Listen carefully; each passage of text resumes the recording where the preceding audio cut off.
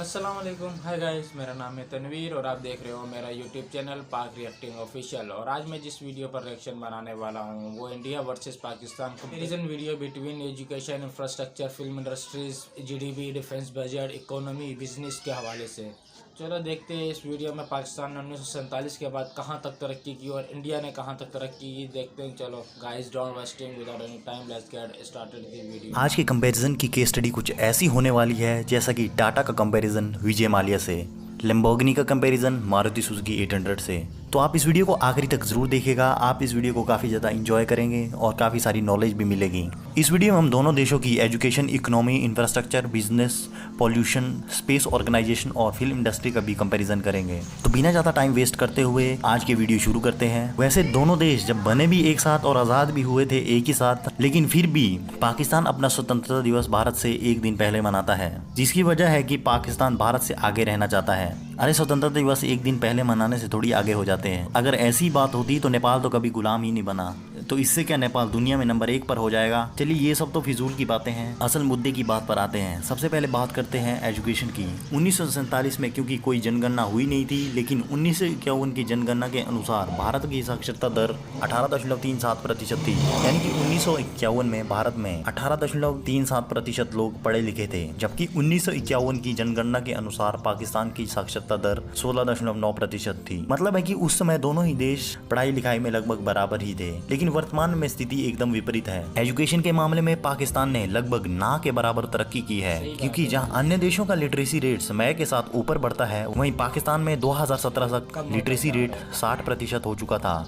लेकिन 2018 में 2% से घटकर 58% हो गया है। वहीं वर्तमान में भारत का लिटरेसी रेट 2011 की जनगणना के अनुसार 74.4% था, जो कि अब बढ़कर 75% से अधिक हो चुका है, जो कि पाकिस्तान के 58% लिटरेसी रेट से 17% अधिक है। वहीं भारत में सबसे कम लिटरेसी रेट बिहार राज्य का 63.83% है, वो भी पाकिस्तान के टोटल लिटरेसी रेट से लगभग 6% अधिक है। वहीं भारत में आज IIT, NIT, एम्स, IIM जैसे इंस्टीट्यूट्स मौजूद हैं, जो कि पूरी दुनिया में टॉप 100 यूनिवर्सिटीज या इंस्टीट्यूट में से एक है। वहीं पाकिस्तान में इस तरह के कोई भी डेडिकेटेड इंस्टीट्यूट की चेन मौजूद नहीं है, जो कि वहाँ की टॉप यूनिवर्सिटी है, वो भी दुनिया की टॉप 500 में नहीं आती है। अब अगर बात करें GDP की, तो पाकिस्तान में पहली जनगणना 1951 में हुई थी, लेकिन उस जनगणना का ऑफिशियली GDP डेटा मुझे कहीं पर भी नहीं मिला। लेकिन 1960 की वर्ल्ड बैंक रिपोर्ट के मुताबिक पाकिस्तान की GDP 3.7 बिलियन US$ थी। अगर उसे भारतीय रुपए में कन्वर्ट करे तो वो तकरीबन 173 करोड़ रुपए के बराबर थी। वहीं 1960 में भारत की GDP उस वक्त पाकिस्तान की GDP से 10 गुना अधिक 37 बिलियन US$, यानी कि 17,169 करोड़ रुपए थी। भारत की पर कैपिटा इनकम 1960 में $81 यानी कि 380 रुपए थी, जो कि पाकिस्तान की पर कैपिटा इनकम से उस वक्त कम थी। सही मायनों में कहे तो भारत 1960 में और उससे पहले पाकिस्तान से थोड़ा गरीब था। 1960 में पाकिस्तान की पर कैपिटा इनकम 82.55 US$, यानी कि 387 रुपए थी। लेकिन वर्तमान में स्थिति बहुत बदल चुकी है। PPP GDP के अनुसार भारत इस वक्त दुनिया की तीसरी सबसे बड़ी इकोनॉमी है। वहीं 2.7 ट्रिलियन US$ की नॉमिनल GDP के साथ भारत इस वक्त दुनिया की 6th बिगेस्ट इकोनॉमी है। वहीं दूसरी ओर पाकिस्तान PPP GDP में दुनिया में नंबर 24 पर आता है। वहीं पाकिस्तान की नॉमिनल GDP में पिछले साल के मुकाबले गिरावट आई है। 274 बिलियन US$ की नॉमिनल GDP के साथ पाकिस्तान 39वें नंबर पर आता है। और किसी वक्त 1960 में पाकिस्तान की GDP ग्रोथ रेट 6.5% हुआ करती थी, जो कि वर्तमान में 2.9% है। वहीं भारत की GDP ग्रोथ रेट मौजूदा समय में 6.8% चल रही है, जबकि 2020 में 7.5 के करीब होगी। किसी वक्त जहां भारत की पर कैपिटा इनकम पाकिस्तान से कम हुआ करती थी, आज वहीं पाकिस्तान की पर कैपिटा इनकम 84,300 पाकिस्तान रुपए यानी कि 60,000 भारतीय रुपए के बराबर है, जबकि भारत की पर कैपिटा इनकम पाकिस्तान से 1,33,000 पाकिस्तान रुपए अधिक है। ये तो अभी कुछ भी नहीं है। वर्तमान की स्थिति में जहां जनसंख्या में पाकिस्तान दुनिया का 5वां सबसे बड़ा देश है, वहीं अगर भारत के राज्य उत्तर प्रदेश को इस वक्त अलग देश बनाया जाए तो जनसंख्या के हिसाब से उत्तर प्रदेश पाकिस्तान से बड़ा देश होगा। और पाकिस्तान छठे नंबर पर आएगा। पाकिस्तान की जितनी टोटल जीडीपी है, भारत के राज्य महाराष्ट्र की जीडीपी पाकिस्तान की जीडीपी से अधिक है। बाकी राज्य की जीडीपी की कैलकुलेट करने की तो अभी जरूरत भी नहीं है, क्योंकि महाराष्ट्र की जीडीपी ही पाकिस्तान की जीडीपी से 156 बिलियन US डॉलर अधिक है। वर्तमान में पाकिस्तान की स्थिति इतनी बदतर है कि आप उस चीज का अंदाजा इस बात से लगा सकते हो। फोर्ब्स मैगजीन के मुताबिक वर्ष 2018 में पाकिस्तान पर 95 बिलियन US डॉलर यानी कि 6,75,000 करोड़ भारतीय रुपए और 15 लाख करोड़ पाकिस्तानी रुपए का कर्जा है। इसमें चाइना का कर्जा सबसे अधिक है। अगर पाकिस्तान जल्द ही इस कर्जे को नहीं चुका पाता है तो हो सकता है कि पाकिस्तान के कुछ हिस्से पर चाइना अपना कंट्रोल ले ले। इतना ही नहीं, पाकिस्तान की खस्ता हालत का अंदाजा आप इस बात से लगा सकते हो कि IMF मतलब है कि इंटरनेशनल मनी फंड से पाकिस्तान ने 6 बिलियन US डॉलर यानी कि 42,625 करोड़ रुपए का लोन फिर से लिया है, जिस वजह से कि पाकिस्तान पर कर्जा और अधिक बढ़ चुका है और वो कर्जा अब 100 बिलियन US डॉलर से भी अधिक का हो चुका है। अगर पोल्यूशन की बात करें तो दोनों ही देश पोल्यूशन के मामले में काफी खस्ता हालत है। 1947 की बात करें तो भारत और पाकिस्तान दोनों ही देशों में पोल्यूशन ना के बराबर था, जबकि वर्तमान में दुनिया की टॉप 15 मोस्ट पोल्यूटेड सिटीज में 14 शहर तो भारत के हैं और 1 शहर पाकिस्तान का है। लेकिन ओवरऑल मोस्ट पोल्यूटेड कंट्रीज में पाकिस्तान दुनिया का सबसे अधिक पोल्यूटेड देश है और भारत दुनिया का 8वां सबसे ज्यादा पोल्यूशन फैलाने वाला देश है। भारत की इकोनॉमी क्यों इतनी तेजी से स्ट्रांग हो रही है, उसकी भी वजह यह है कि पिछले 5 वर्षों में भारत में ईज ऑफ डूइंग बिजनेस की रैंकिंग काफी ज्यादा बेहतर हुई है। ईज ऑफ डूइंग बिजनेस का मतलब होता है कि किसी देश में बिजनेस शुरू करना कितना आसान है। ये डिपेंड करता है कि आपकी इंफ्रास्ट्रक्चर कैसा है, आपका लॉ एंड ऑर्डर यानी कि कानून व्यवस्था कैसी है और आपका भौगोलिक स्थिति कैसी है, यानी कि टेररिज्म जैसी कोई प्रॉब्लम तो नहीं है। तो इन सभी चीज़ों के मद्देनजर रखते हुए जो रैंकिंग निकलती है उसे हम कहते हैं ease of doing business ranking.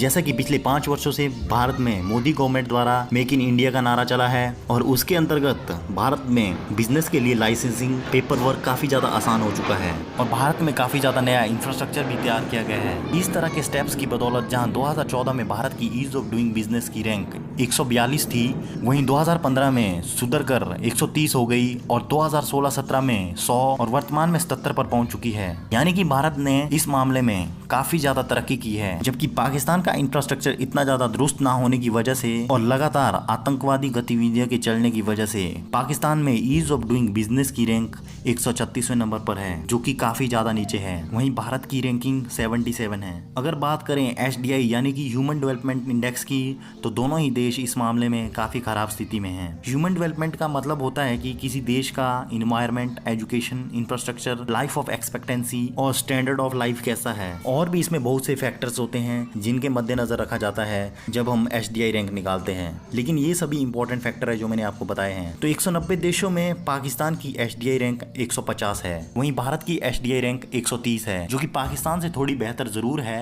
लेकिन वैसे दोनों ही देशों की अपनी ह्यूमन डेवलपमेंट इंडेक्स में सुधार करने की काफी ज्यादा जरूरत है। अब अगर बात करें डिफेंस की, तो दोनों देशों में कोई मुकाबला नहीं है, क्योंकि भारत इस वक्त दुनिया की 4th most powerful defence country है, जिसके बाद दुनिया की दूसरी सबसे बड़ी army, 4th most powerful air force और 7th मोस्ट पावरफुल नेवी मौजूद है। वहीं पाकिस्तान डिफेंस के मामले में भारत से कोसों दूर है। पाकिस्तान मोस्ट पावरफुल कंट्रीज की लिस्ट में 15th पोजीशन पर आता है, यानी कि 15वें नंबर पर आता है।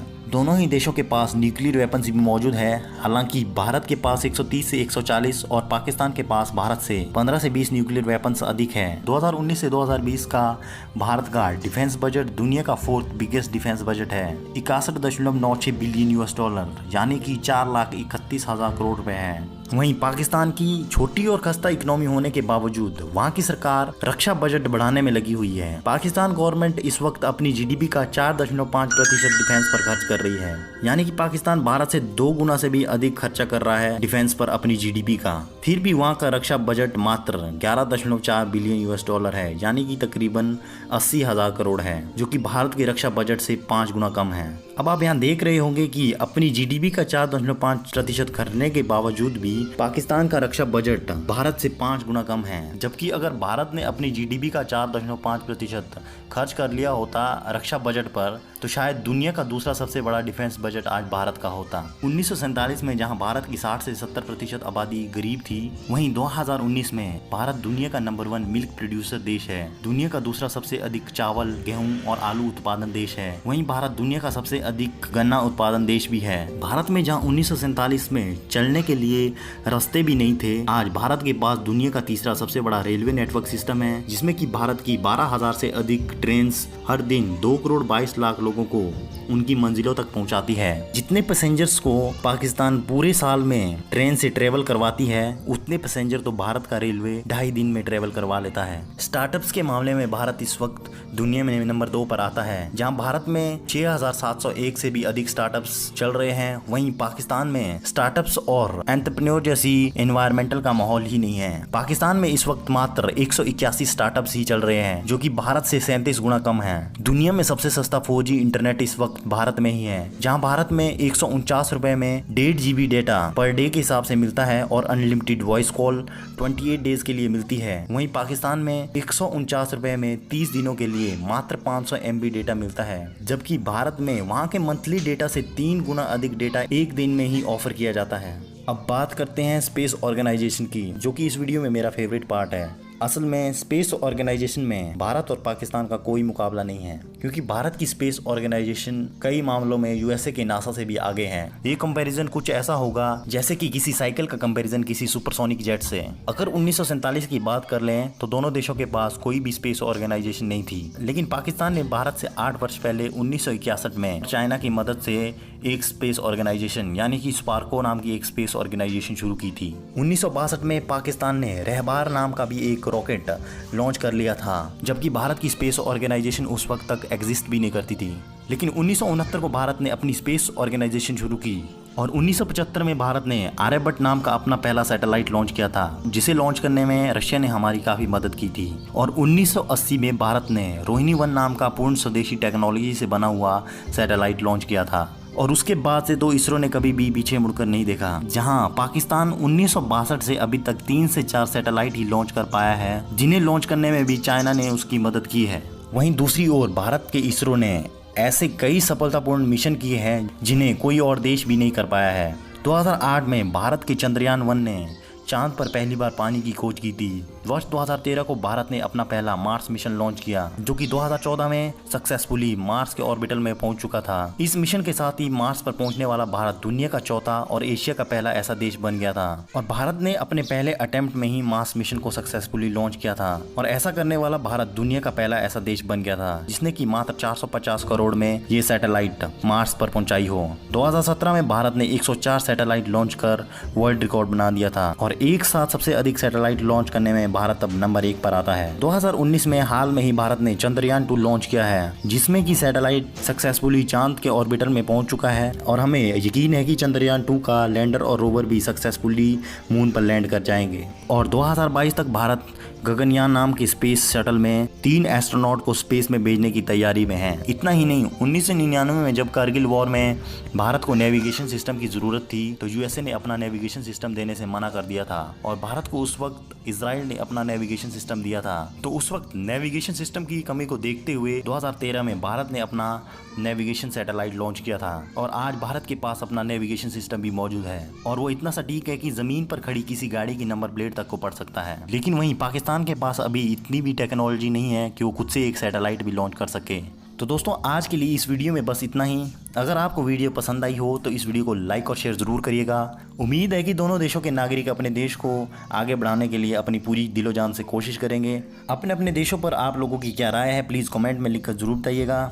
और अगर आपका कोई सुझाव है कि अपने देश को हम किस तरीके से और ज़्यादा बेहतर बना सकते हैं, तो वो भी कमेंट में लिखकर जरूर बताइएगा। आपको ये वीडियो कैसी लगी ये भी कमेंट में जरूर बताइएगा। इस वीडियो को अंत तक देखने के लिए आप सभी का बहुत बहुत धन्यवाद। इसी तरह की इंटरेस्टिंग वीडियोस देखने के लिए हमारे इस चैनल को सब्सक्राइब करें और बेल आइकन पर भी जरूर क्लिक करें।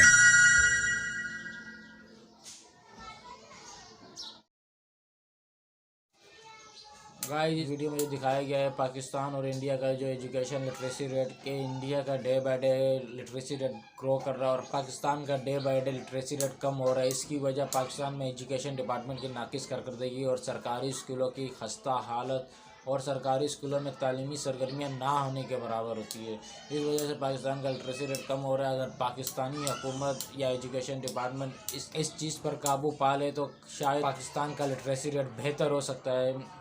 और जीडीपी की बात की जाए तो इंडिया का जीडीपी बहुत स्ट्रॉन्ग कंट्रीज़ में आता है, और पाकिस्तान की जीडीपी की बात की जाए तो वो वीक कंट्रीज़ की जीडीपी में आता है। और इसकी वजह पाकिस्तान में टूरिज़्म का इंफ्रास्ट्रक्चर ना होना और टैक्सेस की अदायगी ना होना, स्पोर्ट ना होने के बराबर होती है। इस वजह से पाकिस्तानी जीडीपी पर बहुत असर पड़ता है। जहाँ तक पोल्यूशन की बात की जाए, दोनों कंट्री की पोल्यूशन इन्वायरमेंट एक जैसी है। और अगर डिफेंस बजट की बात की जाए तो इंडिया का डिफेंस बजट पाकिस्तान के डिफेंस बजट से काफ़ी गुना ज़्यादा है, और इनका डिफेंस बजट टॉप कंट्रीज़ में आता है। पाकिस्तान में जो इंटरनेट सर्विसेज पाकिस्तान को चूना लगाती है, बहुत कम MB देती है। जहाँ तक बात की जाए इंडिया की, तो इंडिया में बहुत सस्ता नेटवर्क मुहैया है। लेकिन इस वीडियो के कंपैरिजन से यही पता चलता है कि इंडिया पाकिस्तान से education, GDP, infrastructure, film industries वाले से पाकिस्तान से काफ़ी आगे है। तो गाइस, अगर आपको मेरा ये रिएक्शन पसंद आया तो मेरी वीडियो को लाइक करें, शेयर करें, कमेंट करें, और चैनल को सब्सक्राइब करें और बेल आइकन को प्रेस करें, ताकि आने वाली नेक्स्ट वीडियो आप तक पहले पहुंच सके। तो गाइस, अल्लाह हाफिज़।